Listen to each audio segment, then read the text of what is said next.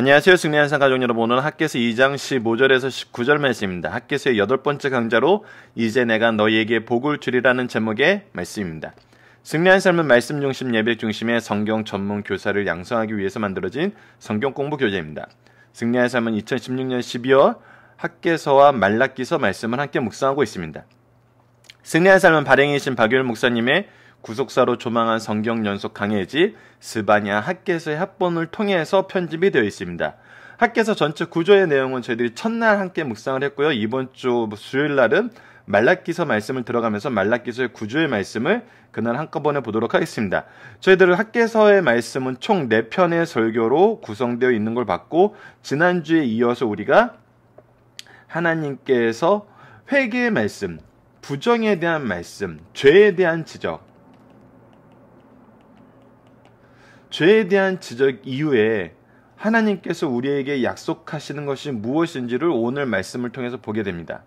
그래서 하나님께서 우리에게 무엇을 외치고 계시냐면 돌아오라는 것을 외치고 있습니다. 돌아오지 않음으로 우리가 겪게 되는 환난에 대해서 우리가 이미 지난주에 신명기 말씀을 통해서 상고했던 것처럼 그 부분에 대해서 하나님께서 이미 약속하셨던 거에 근거하여 우리를 책망하고 계심을 통해서 우리로 하여금 무엇하기를 원하신다? 돌아오기를 원하신다고 얘기해요. 돌아온 후에, 하나님께서 돌아온 후에 그 돌아온 그 내용을 우리로 하여금 기억하고 기념하게 하십니다. 하나님께 돌아올 수 있었던 거, 하나님과 함께하는 삶이 무엇이었다는 거. 그래서 우리의 믿음 생활은 지난주 우리 위크스터디에서 같이 상고하자는 말씀, 믿음과 신앙생활에 관련된 말씀은 바로 우리의 돌아옴에 있습니다. 우리가 항상 포커스를 두게 되는 것은 바로 이 돌아옴에 있다는 거예요. 그리고 나서 이번 주에는 무엇을 보냐면 하나님의 사랑의 선언은 언제 우리에게 임하냐는 거예요. 언제 우리에게 이 사랑의 선언이 임하여 우리 삶을 통해서 이것이 누려지냐는 거예요. 이 부분은 우리가 이번 주 말씀을 통해서 한번 보도록 하겠습니다. 이것을 우리가 일반화시키는 것이 옳은지, 아니면 또 다양한 하나님의 사랑의 선언이 우리 삶 속에 풍성하게 임하는지도 우리가 함께 살펴보면 좋아요. 특히 임마누엘 되신 하나님에 대해서, 부활의 하나님에 대해서, 이 부분은 우리가 이제 성탄절을 맞이하면서 예수님의 오심을 보게 될 텐데, 이 안에서 하나님의 사랑의 선언은 언제 우리에게 임하는지를 우리가 성경 안에서 그 예를 통해서 잘 살펴봄으로써 우리 신앙이 좀 이 부분을 잘못 해석하고 너무 한쪽 면만 강조해서 얘기하는 그런 오류는 우리가 좀 벗어나야 될 부분도 분명히 있습니다. 그래서 우리가 이 부분은 저희들 그렇게 하면 좋을 것 같아요. 우리 일생을 통해서 하나님의 사랑의 선언이 언제 우리에게 임했는지 우리가 기억하는데 가장 좋은 것은 기록하는 것입니다. 우리가 이런 삶의 습관을 들이는 것이 굉장히 중요합니다. 어떻게 보면은 오늘 말씀은 바로 기록하고 기억하라는 이 말씀이 핵심이 될 수도 있는 그런 본문 말씀입니다. 자, 본문을 보도록 하겠습니다. 이제 내가 너희에게 복을 주리라. 학개서 2장 15절에서 19절 말씀입니다. 보도록 하겠습니다. 이제 때가 왔어요. 이제 원하건대 너희는 오늘부터 이전 곧 여호와의 전에 돌 위에 놓이지 아니하던 때를 기억하라. 무엇이냐면 아직 성전 지대가, 우리 보통 건축을 할 때는 그 집안을 닦잖아요. 집안을 닦는 것은 기초가 시작되고 그 기초 위에 이제 돌이 올려지면서 어떤 것의 건축이 시작되는 거거든요. 근데 첫 번째 기억하라는 건 언제냐면 이전에 어떤 곳 여호와의 전 돌 위에 돌이 놓이지 아니하던 때를, 그러니까 성전이 건축이 시작되었지만 이것이 차마 돌 위에 돌이 올리지 않는 그런 상태에서 방치되어 있었던 그때를 기억하라는 거예요.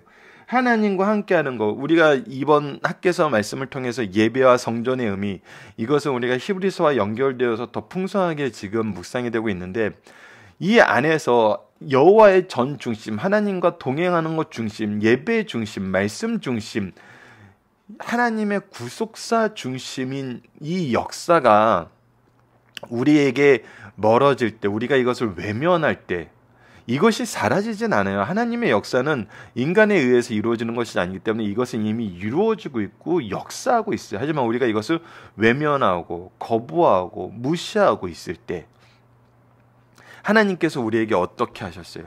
그때 20고로의 곡식 더미를 잃은즉 분명히 20고로를 얻을 수 있는 일을 했는데 10고로 뿐이었어요. 포도즙 틀에 50고를 길러 잃은즉 20고로 뿐이었어요. 수확이 내가 뿌린 만큼 거두지 못해요. 뿌린 대로 거둬들이지 못하고 있어요. 만군의 여호와가 뭐라노라, 내가 너희 손으로 지은 모든 일에 곡식을 마르게 하는 재앙과 깐부기 재앙과 우박으로 쳤으나 너희가 내게로 돌이키지 아니하느니라. 하나님께서 우리를 이렇게 수확을 보장해 주지 않으시는 거, 재앙과 우박들, 이게 재앙이죠. 다시 혼내셨어도 우리는 뭐였냐면 우리가 돌이키지 않았다는 거예요. 즉 혼내신 이유는 뭐였냐면 바로 돌이킴이었다는 거예요. 하나님께로 돌아옴이었어요. 회개였어요. 바로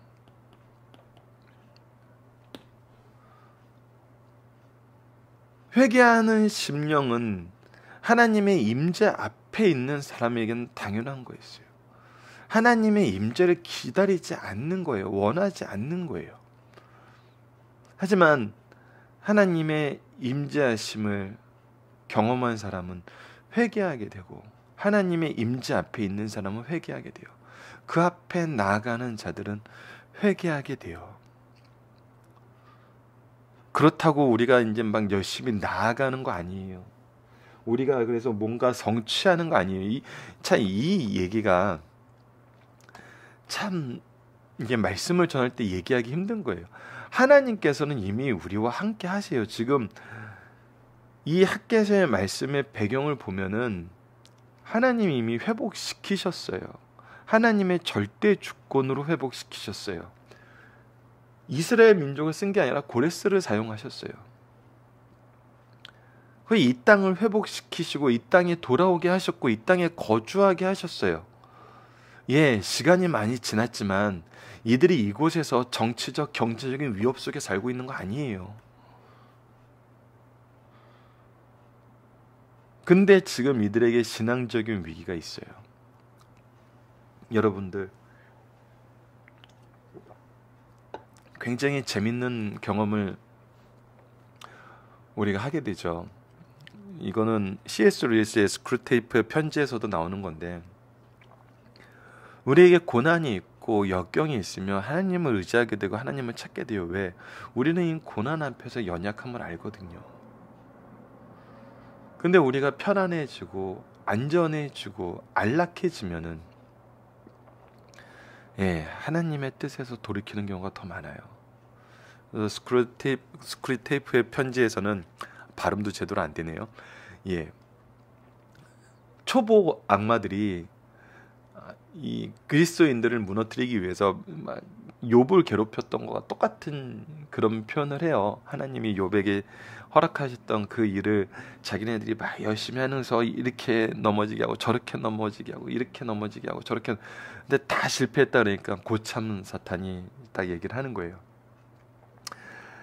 야, 그거 아니야. 그런 마음으로 안 돼. 편안하게 해줘.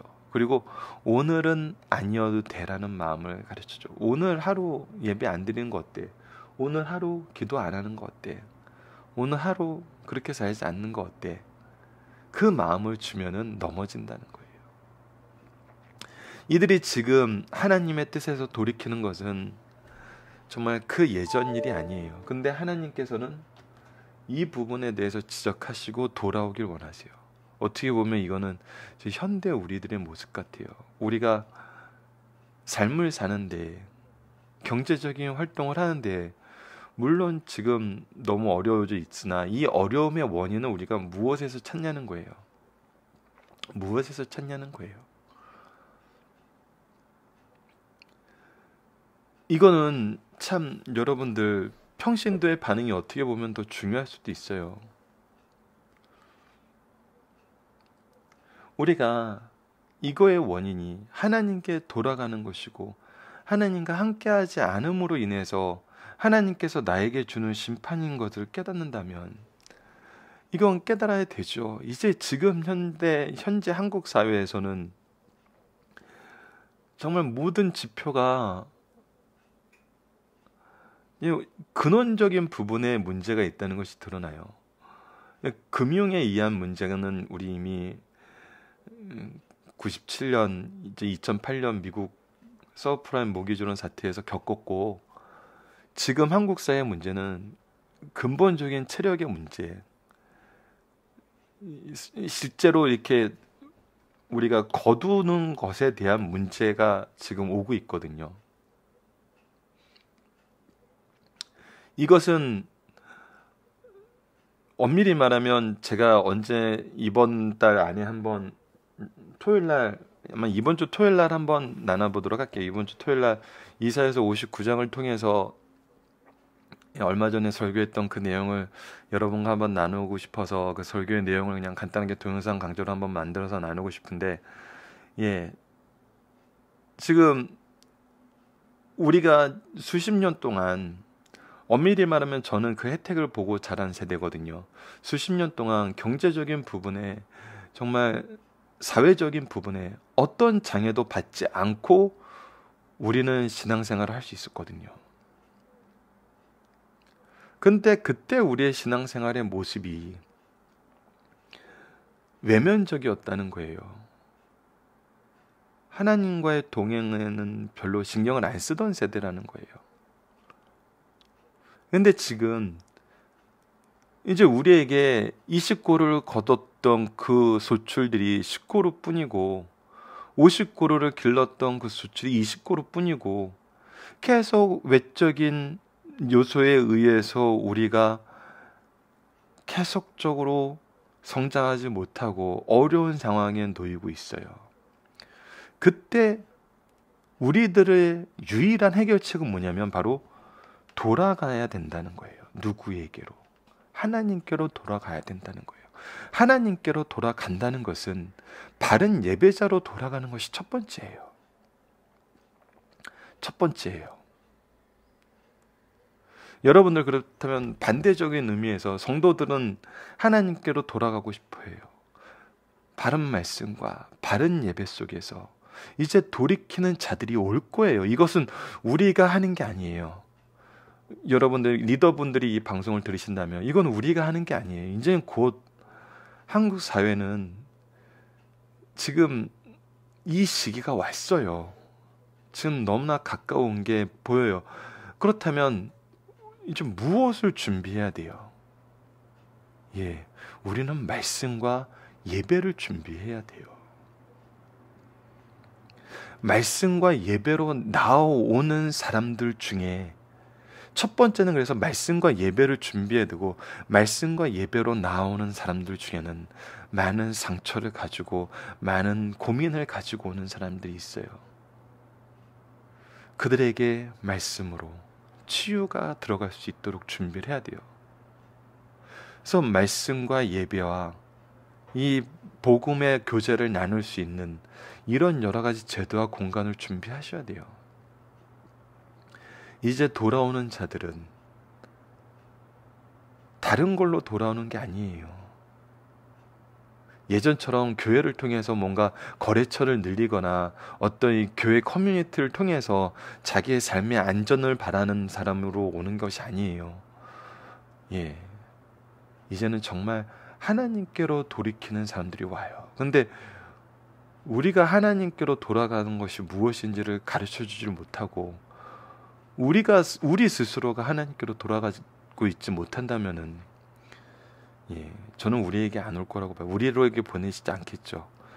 예, 추수할 것은 많으나 일꾼이 없다라는 이 말씀에 예수님께서는 기도하라 그랬거든요. 기도하면서 이것을 준비해야 돼요. 이때가 곧 올 것 같아요. 자, 너희는 그래서 하나님께서 18절 말씀을 보면 너희는 오늘 이전을 기억하라.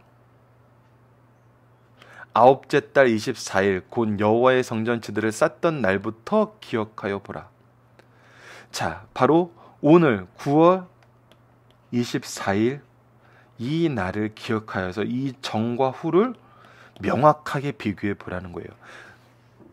하나님의 임하심은, 하나님의 일하심은 정말 순식간이에요. 이 부분에 대해서 오늘 참 기사 중에 재밌는 기사를 봤는데 이거는 굉장히 사회적인 그런 적용이라 제가 방송에서 함부로 얘기하기는 좀 그렇고 개인적으로 교제하시는 분들하고는 참 이 부분을 나누고 싶은 부분이 있어요. 정말 1년 전에는 상상도 할 수 없었던 일들이 지금 여러 가지 면에서 발생하고 있거든요.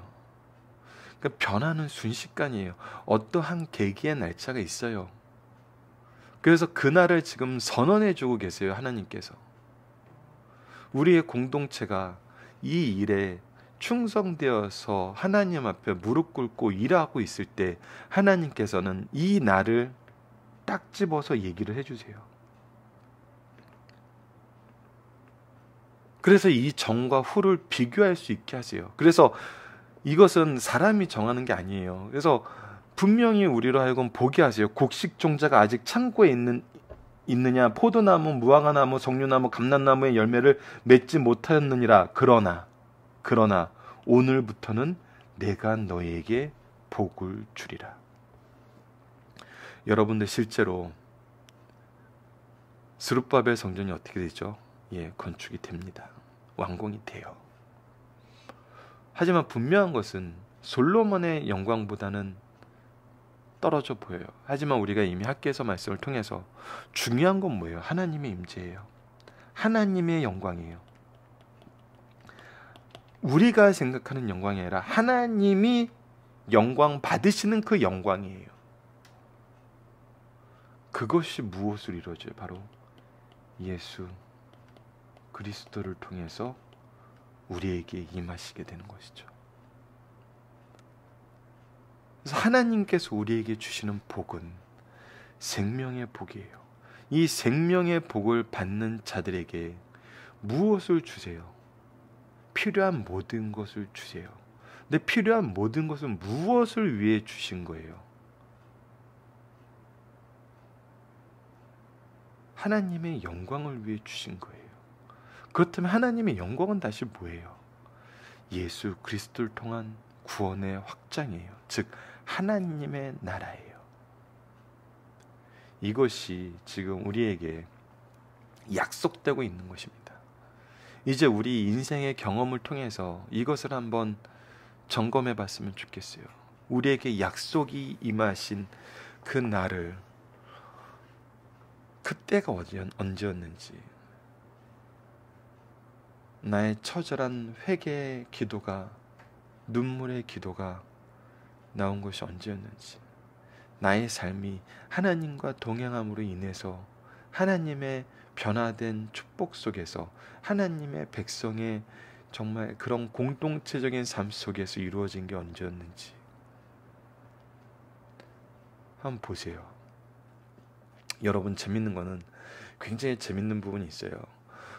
이 부분만 한 가지 더 말씀드리고 이제 책의 내용을 진행하도록 하겠습니다. 우리가 어떤 신앙적인 부분을 볼 때, 어떤 영적 경험이라는 걸 봤을 때 다양한 형태로 나타나요. 여러분들, 우리가 흔히 이제 영화나 뭐 이렇게 좀 이렇게 고백하시는 분들의 증언을 통해서 보는 것처럼 이렇게 환상을 보거나 뭔가 뭐 이렇게 음성을 듣거나 뭐 꼭 그런 식으로 오진 않아요. 근데 중요한 것은 이것이 개인적으로 오는 것으로 끝나는 적은 없다는 거예요. 그러니까 나 자신에게 감동을 주고 나 자신에게 무엇인가를 막 경험하게 하고 나 자신에게 뭔가 이렇게 뜨겁게 마치 제가 사도행전 참 자주 인용하게 되는 게 오순절 성령 강림이 성령의 불의 혀 같은 것을 경험하는 것으로 끝나는 것이 아니었다는 거예요. 그건 항상 무엇으로 연결됐냐면 하나님의 일하심, 하나님이 일하게 하심, 즉 우리를 향한 소명으로 이어졌어요. 그래서 소명이란 단어가 영어로는 더 기프트라는 표현을 써요. 근데 이 선물은 항상 나만을 위한 선물이 아니었어요. 이것이 분명해요. 구속사의 능력 있는 일꾼의 삶을 본다는 것은 무엇이냐면 나에게 선물을 주신 이 하나님께서는 내가 누군가의 선물이 되게 하세요. 그것이 바로 복음이에요. 나를 통해 구원의 복음이 선포되게 하세요. 그래서 내 자랑이 되는 것이 아니라 다른 사람에게 은혜가 되게 만들어요. 하나님의 복음의 전달자라든지 아니면 하여튼 내 삶 자체가 하나님의 역사하심 속에서 하나님의 선물로 쓰일 때가 있다니까요. 그런 의미에서 나에게 주신 달란트는 나를 자랑하고 나를 키우는 달란트가 아니에요. 누군가에게 쓰여주고 누군가를 위해서 쓰여주고 누군가에게 이 달란트를 나눠주는 것으로 쓰여져요. 이것을 가장 우리가 직접적으로 볼 수 있는 것이 바로 우리 지금 승리한산 가족들은 이 말씀이에요. 우리가 말씀을 왜 배워요? 가르치기 위해서 배워요. 우리에게 말씀의 은혜를 왜 주세요? 이 말씀의 은혜를 전달하기 위해서 주시는 거예요. 그 전달하는 자세의 가장 좋은 본을 보는 게 우리가 다니엘이었잖아요. 다니엘은 왕들에게 하나님을 전하기 위해서 자기는 항상 낮아졌어요. 항상 낮아졌어요. 자기가 그들의 신하임을 스스로 인정해요. 유대인 중에서 포로되었던 자들 중이라는 그런 어떻게 보면은 최고 권력의 수반에게 주위에 있는 사람이 자꾸 이 사람은 포로 출신이라는 걸 강조하는 그런 상황에서 그거 전혀 개의치 않아요. 자기가 낮아질수록 하나님의 능력은 하나님의 위엄은 더 분명하게 선언되었거든요. 그래서 우리에게 선물은 우리를 위한 게 아니라는 거예요.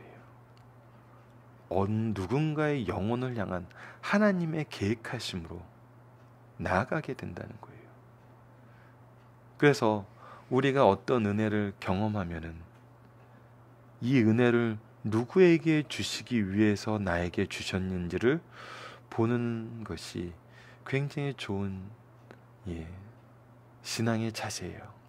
그것은 승리하는 삶에서 강조하는 것처럼 말씀의 은혜였을 때도 그렇고 그것이 물질이든 어떤 것이든 어떤 달란트든 어떤 기프트든 어떤 소명이든 주기 위해서 주었다는 것을 하나님의 일에 쓰시기 위해서 주셨다는 것을 우리들이 기억한다면은 오히려 이때로 우리가 더 확실하게 볼 수 있어요. 나에게 이것을 주신 것은 이 일을 하기 위함이었구나라는 것을. 그것이 바로 그때라는 거거든요. 그래서 공동체적이에요. 개인적이 아니에요.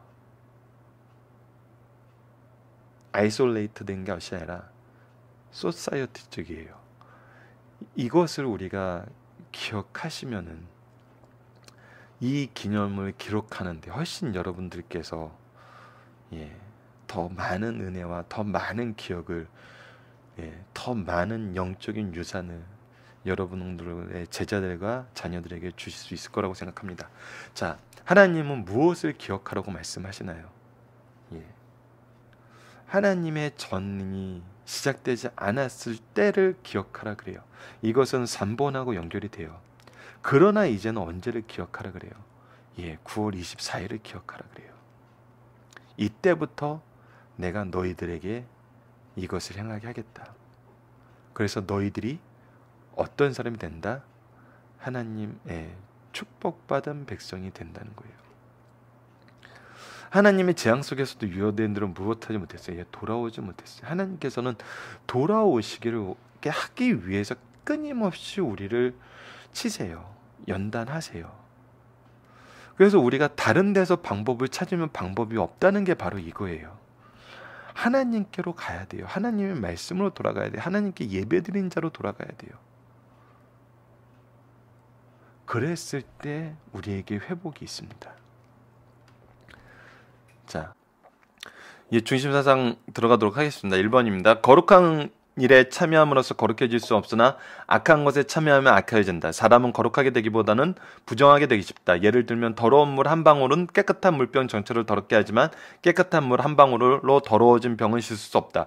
더러운 자들이 진정한 회개 없이 거룩한 제사 예배에 참여하는 것으로 깨끗해질 수 없으나 깨끗한 것들이 더러운 것들과 접촉하면 금방 더러워진다. 이처럼 회개 없는 형식적인 종교행위는 무익할 뿐이라는 것입니다. 우리가 가장 중요하게 여겨야 되는 것, 다가가야 되는 것은 바로 이 회개라는 것입니다. 두 번째, 자신의 고통의 원인을 눈에 보이는 관계 속에서 찾지 말고 하나님의 공의에서 찾으면 회복이 빨라진다는 것입니다. 예, 우리가 원하는 방법, 우리가 해결책이라고 생각하는 것들은 거의 다 실패해요. 우리의 유일한 해결책은 하나님이에요. 이것을 깨닫게 하시는 거거든요. 이것을.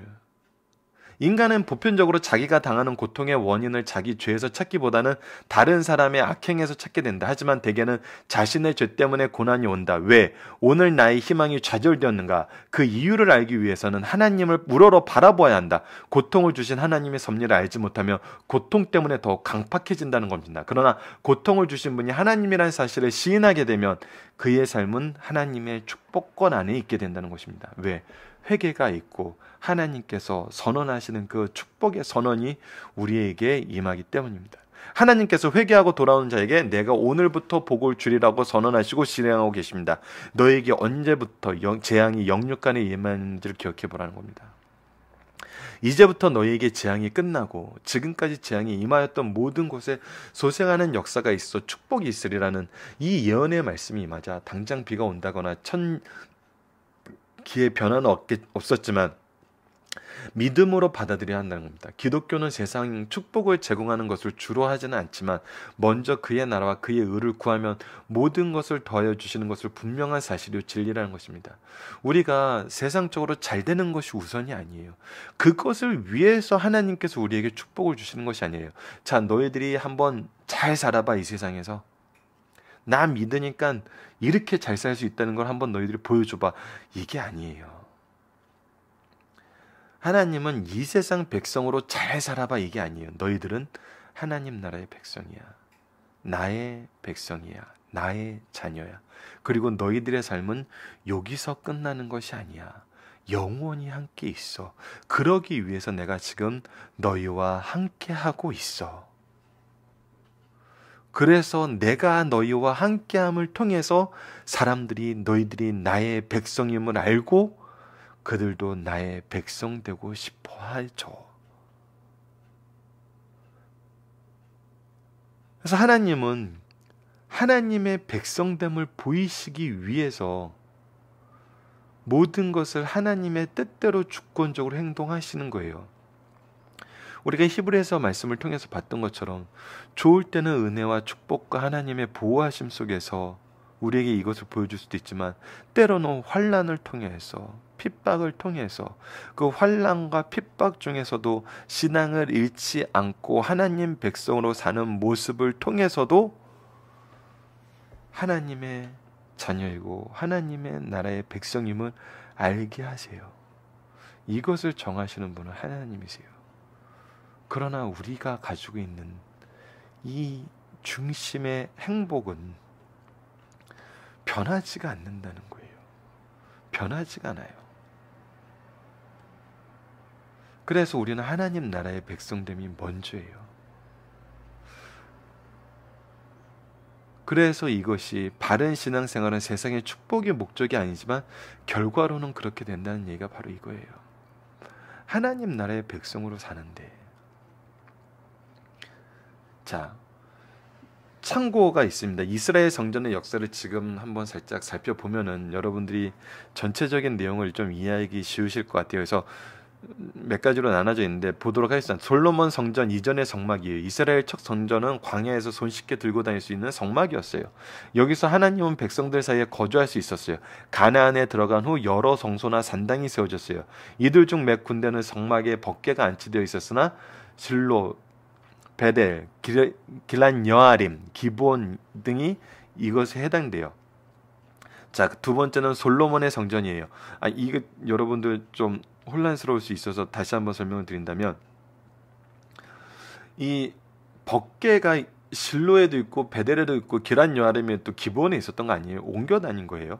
그것은 여러분들이 말씀을 통해서, 말씀이 어디 레퍼런스인 걸 통해서 분명히 여러분들이 보실 수 있어요. 여러 군데 이렇게 만들었다는 걸 또 이 문장을 통해서 오해하시면 안 됩니다. 자, 솔로몬의 성전이에요. 다윗의 법궤를 예루살렘에 가지고 와서 장막에 두었어요. 그는 예루살렘 성전을 건립할 계획을 세웠으나 하나님에 의해서 좌절되었어요. 그리고 솔로몬에 의해 성전 공사가 시작되었고 7년 후에 완성되었어요. 그러나 솔로몬 성전은 주전 586년 바벨론 왕 느부갓네살에 의해 파괴되었고 성전 그릇들은 탈취당했어요. 자, 한번 몇 년인가 한번 볼까요?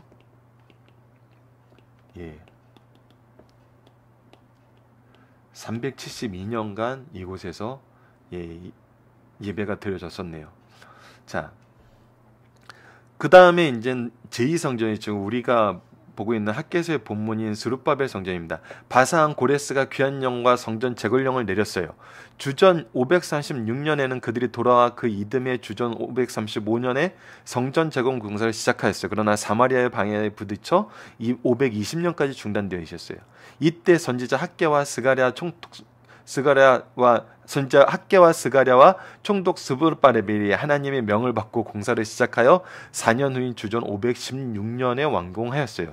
이제 4년이 걸렸습니다. 이로부터 성전은 팔레스타인에 있는 유대인뿐만 아니라 흩어져 있는 유대인들을 위한 종교적 심장부 역할을 했어요. 그 후 주전 167년에 시리아의 안티오쿠스 에피파네스가 4세가 성전을 유린하자 마카비 일가가 전쟁을 일으켜 성전 예배를 다시 회복시켰어요. 약 100년간 로마가 점령할 때까지 그 상태를 유지했습니다.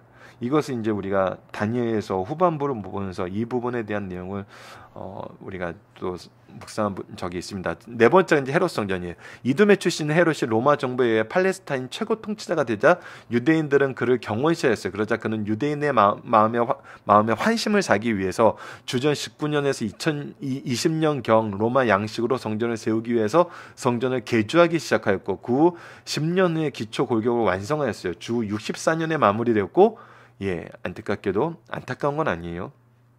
예수님이 예언하셨어요. 주 70년 로마에 의해 완전히 파괴되어 지금에 이르고 있습니다. 자, 그래서 예수님이 사역하셨던 그때에도 제자들이 이것을 보고 참 자부심을 느꼈거든요. 근데 그 원인은 뭐였다고요? 마음에 환심을 사기 싶어서. 유대인이 아닌데 유대인의 왕이었거든요. 로마 정부에 의해서 이두베 출신인 이 사람이 왕이 되어서 환심을 사기 위해서 결국 그 정치적인 목적은 성공을 했죠. 자, 그렇다면 신약의 성전은 무엇을 얘기하냐? 이 부분 한번 보도록 하겠습니다. 예수님께서 세상에 계실 때 성전을 하나님께서 자기 백성 앞에 거주하는 장소로 보였다. 또 성전 안에 있는 모든 것도 거룩하게 보셨고 성전 뜰의 기능을 회복시키셨어요. 또 예수님은 성전보다 더 큰 이시요 가시적인 성전 파괴를 예언하셨어요. 초대교회 사도시대에는 성전에서 정기적인 예배를 드렸고 사도들의 사역의 핵심지였어요. 바울도 성전 의식에 참여했어요. 그러나 교회가 세워지면서 이제 교회와 성전이 공존했을 때가 이제 우리 사도행전 시대였습니다. 하나님께서 인간의 손으로 만드신 집에 거하지 않으신다는 것을 깨닫게 되었어요. 이때부터 성전은 어떤 물리적인 건물이 아니라 기독교 신자들의 거룩한 공동체로 언급되었고 동시에 성도들의 육신이 성령이 거하시는 거룩한 성전이 되었어요. 이것은 에스겔의 환상과 일치해요.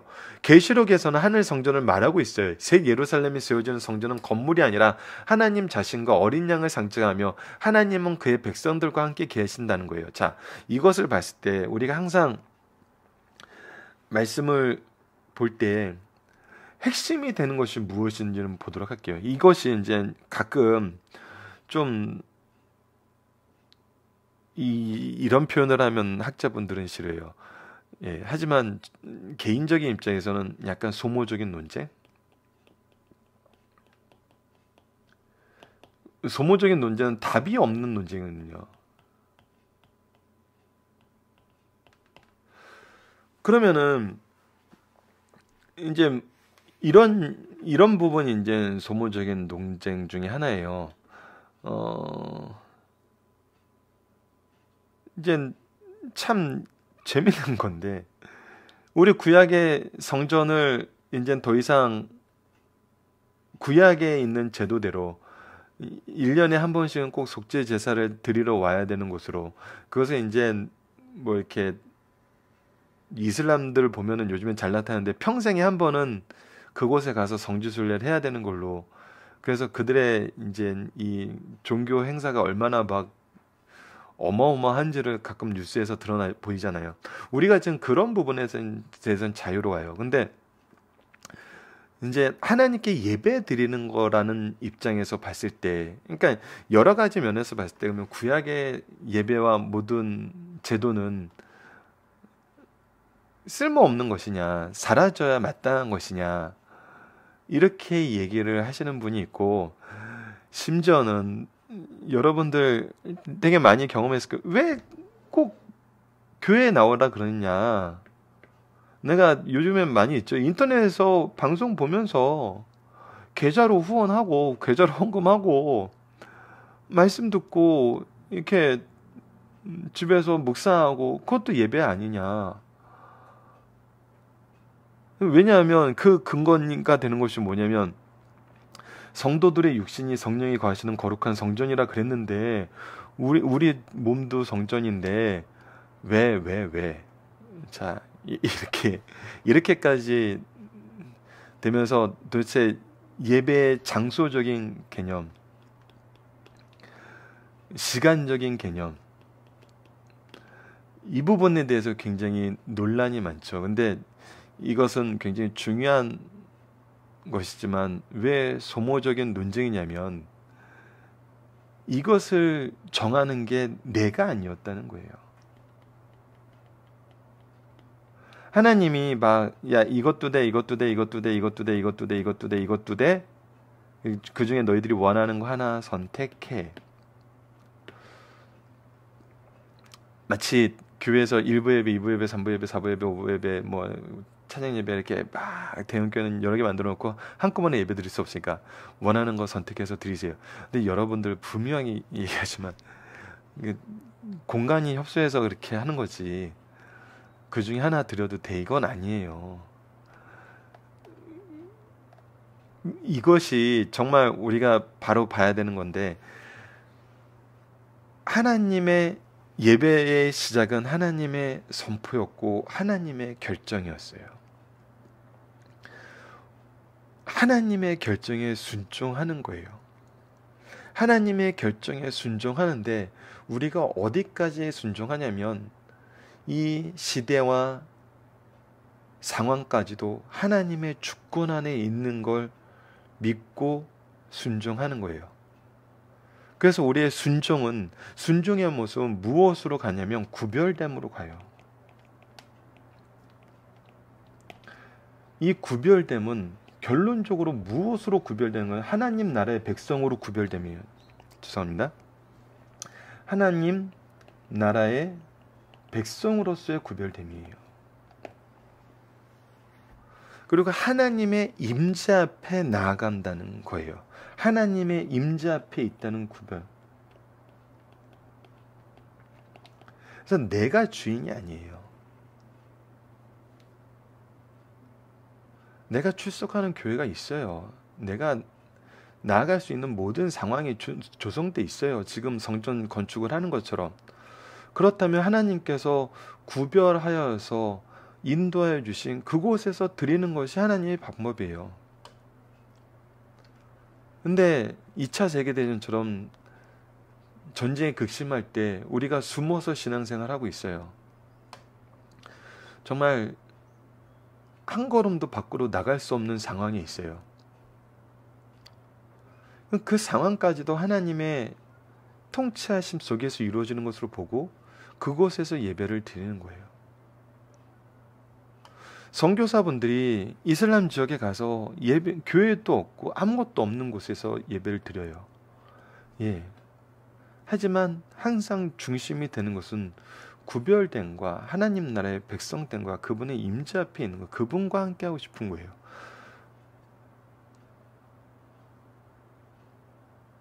그러니까 이것이 제일 먼저 된다는 거예요. 하나님 앞에 나아가는 것이 가장 먼저라는 거예요. 이것을 통해 보면은 우리의 중심에 무엇이 있는지 우리가 확인할 수 있어요. 왜 주일날 예배를 안 드려요? 안 나가요? 예. 다른 것이 있거든요. 다른 것이. 그래서 이 구별되면서 주일 성수가 있는 거예요. 주일 성수는 엄밀히 말하면 행위적인 것보다 우리가 정말 구별하여 드리고 있냐가 중요해요. 이것과 이것이 행위적인 것이 같이 이루어지는 것이지 어느 하나로 이렇게 판단되는 것이 아니거든요. 이런 관점에서 성경에서 얘기하는 예배의 전체 모습 우리가 볼 수 있고 전체 내용을 볼 수 있어야 돼요. 만약에 사도행전을 보면서 우리가 경험하게 되는 거잖아요. 모이게 하신 하나님께서 흩어지게 하셨어요. 흩어지게 한 곳에 어떤 곳에는 회당이 있었고 어떤 곳에는 회당이 없었어요. 하지만 그곳에는 항상 하나님의 준비하심이 있었어요. 함께 말씀을 나누고 그곳에 교회를 세울 수 있는 인물들을 하나님께서 이미 준비해 놓고 계셨었어요. 우리가 예배를 본다는 것은 하나님의 준비하심과 하나님의 부르심이 하나님의 부르심 속에서 하나님의 준비하심을 발견하게 되는 거예요. 그래서 부르심에 순종했을 때 하나님의 준비하심의 은혜를 우리가 맛보게 돼요. 오늘 본문이 그 내용을 얘기하고 있잖아요. 하나님께서 우리에게 이날을 기념하라 했던 것은 무엇이냐면 하나님의 준비하심을 통해서 우리에게 복 주시는 것을 우리가 경험하는 삶을 살게 되는 거예요. 무엇을 통해서? 부르심의 순종함을 통해서. 우리가 이것을 가지고 좀 더 이 예배에 대해서 신앙생활에 대해서 좀 더 이렇게 깊이 있게 또 성경이 얘기하는 것이 무엇인지 그 사이드적인 어떤 제도는 우선 우리의 중심이 그곳에 있는 것을 먼저 본 후에 우리가 그걸 보자는 거죠. 중심의 것은 기억하지 못하고 생각하지 못하고 오히려 사이드적인 것 때문에 중심의 것을 훼손시키는 그런 일은 그런 일을 저는 이제 소모적이라고 표현을 한 겁니다. 자, 살펴보기 정답 여러분 카페를 통해서 확인해 주시고 적용합니다. 우리의 회복, 영적, 육적은 무엇으로부터 시작하나요? 우리는 무엇에 집중해야 되나요? 굉장히 얘기하기 힘들다 그러지만 유튜브 방송이 그게 편해요. 예, 얘기할 건 얘기할 수 있게 되는 것 같아요. 예, 회개가 시작이 되어야 됩니다. 이것이 시작이라는 것은 누구도 부인할 수 없어요. 누구도 부인할 수 없어요. 그래서 많은 신실한 우리 신앙의 스승들은 이것에 집중을 해요.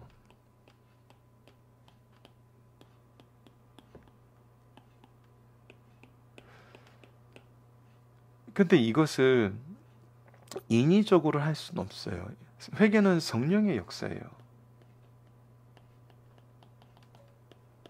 내가 성령이 될 수는 없어요. 어떤 시스템이 성령이 될 수는 없어요. 어떤 방법이 성령이 될 수는 없어요. 하지만 성령은 무엇이든지 되실 수 있어요. 무엇이든지 사용하실 수 있어요. 그래서 우리는 우리에게 주어진 그 일을 하는 거예요. 그 일이 뭐냐면 바로 말씀이에요. 말씀. 우리에게 이 일을 하도록 주신 것은 바로 이 말씀이에요. 근데 말씀을 전한다는 것은 여러분들 승리하는 사람 리더분들은 아시겠지만 사랑의 수고가 없이 소망의 인내가 없이 믿음의 역사가 없이는 말씀을 전한다는 건 굉장히 어려워요. 말씀을 내가 계속적으로 전한다는 건 어려워요. 그래서 우리가 말씀 전한 것 또한 성령의 역사심이에요. 이것이 무엇을 통해서 이루어지죠? 바로 기도를 통해서 이루어집니다. 그래서 기도는 정말 중요하고 기도와 말씀을 통해서 사는 삶은 필연적으로 회개의 작용을 하게 성령께서 인도해 주세요. 물론 결국은 말씀과 기도도 누구의 역사였어요? 성령의 역사였어요. 그래서 우리의 삶이 무엇이 되는 거냐면 성령의 역사하심을 통해서 우리의 모든 것이 이루어져요. 그래서 우리가 하나님의 게시판이 되는 거예요. 하나님의 구속의 중개하는 그런 중개판이라 그러나요? 그런 것이 되는 거거든요. 이것을 여러분들께서 기억해 주시면서 항상 말씀과 기도 그리고 예배 이것이 삶 속에서 풍성해지길 기도합니다. 자, 말씀을 기초로 기도하기를 통해서 마치겠습니다. 하나님, 아버지와의 교제는 말씀과 예배를 통해서 이루어짐을 다시 한번 확인하게 하심을 감사합니다. 그리고 이것이 회복될 때 더욱 주의해야 함을 깨닫게 하심을 감사합니다. 그리고 우리에게 축복을 선언하심을 감사합니다. 오직 하나님 안에서 우리가 참된 평안과 기쁨을 회복할 수 있음을 기억하고 이를 전하고 가르치게 하소서. 이 말씀을 통해서 이 말씀을 전함으로 우리 교회와 가정의 회복의 장소가 되게 하여 주소서. 예수님 이름으로 기도드립니다. 아멘.